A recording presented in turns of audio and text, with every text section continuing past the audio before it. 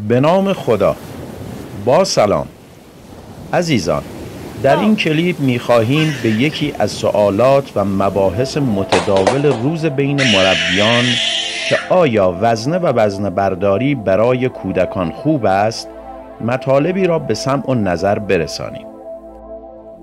جا دارد به اطلاع تمام کسانی که این کلیپ را مشاهده و گوش می‌دهند یادآوری نماییم که مطالب بیان شده برگرفته از یک تحقیق و مطالعه میدانی بوده و میتوان تا حدودی به بعضی از شائبه‌های ذهنی مربیان پاسخی مناسب را بدهد. هرچند میطلبد تا تک تک شما گرامیان در این مورد به تحقیق و بررسی‌های بیشتری اقدام نمایید. تمرینات وزنه و وزنه برداری برای کودکان. اگر وزنه و وزنه برداری به درستی انجام گیرد، استحکام و تراکم استخوان را افزایش داده و باعث بهبود هماهنگی عضلات در کودکان می گردد. کودکان به اهمیت اندام متناسب و جسم درست پی برده و یک نگرش سالم را نسبت به زندگی به دست می آورند. این یک باور رایج است که نباید به کودکان اجازه داد تا تمرینات وزنه و وزنه برداری را انجام دهند، زیرا این تمرینات مانع از رشد و نمو طبیعی آنها می گردد. محتمل ترین دلیل این تصور غلط این است که در کودکان صفحات اپیفیزال یا صفحات رشد باز هستند.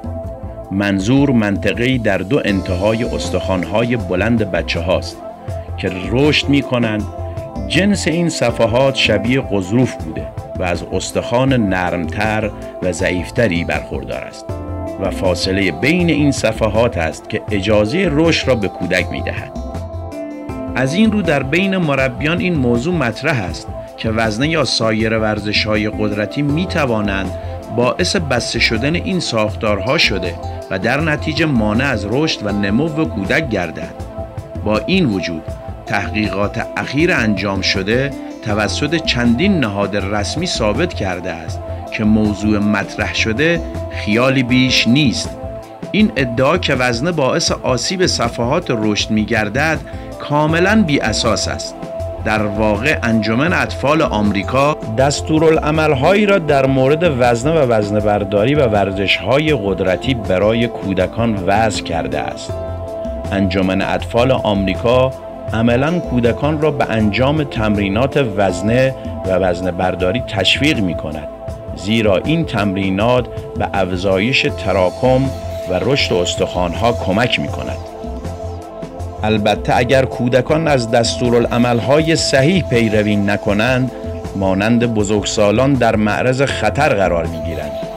ابهامات بسیاری در مورد وزنه و وزنه برداری برای کودکان وجود دارد که لازم است به آنها پاسخ داده شود.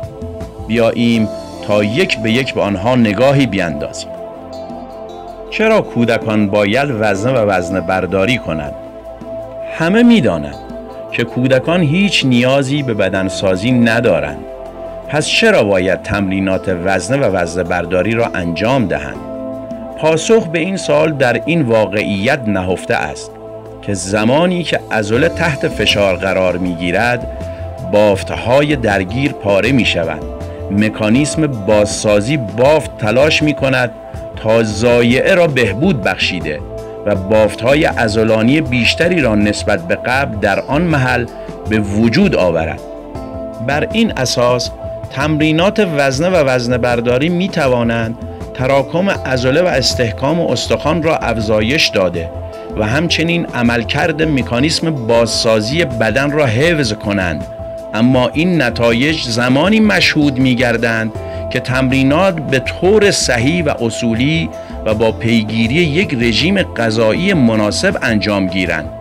بنابراین هدف از تمرینات وزنه و وزنه برداری برای کودکان هرگز ساختن بدنی مانند وزنه برداران نیست، بلکه افزایش قدرت و هدایت آنها به سمت یک زندگی سالم است.